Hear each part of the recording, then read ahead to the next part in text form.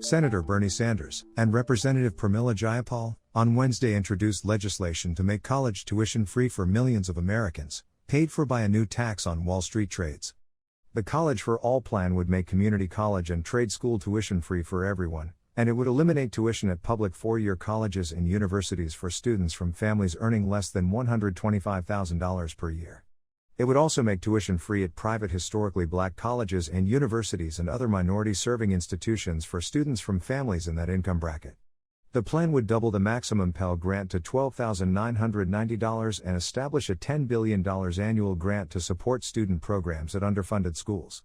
The federal investments in education and tuition would be paid for with a separate bill called the Tax on Wall Street Speculation Act, which would levy a new tax of 0.5% on stock trades, a 0.1% fee on bond trades and a 0.005% fee on derivatives.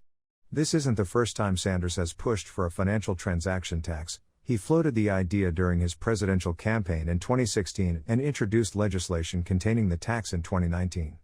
While President Biden can and should immediately cancel student debt for millions of borrowers, Congress must ensure that working families never have to take out these crushing loans to receive a higher education in the first place, Jayapal said in a statement. $2.4 trillion. That's how much the new tax on Wall Street transactions could raise over the next decade, according to a summary of the legislation. When the Tax Policy Center analyzed Sanders' campaign proposal for a financial transaction tax, a plan he said would raise $3 trillion over a decade, it concluded that the proposal would only generate about $400 billion in revenue. Not everyone is a fan of new taxes on Wall Street trades.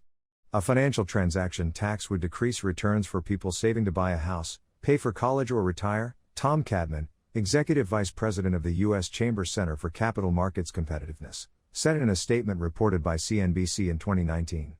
It would also make it more expensive for businesses to raise the capital they need to start, expand, and create jobs.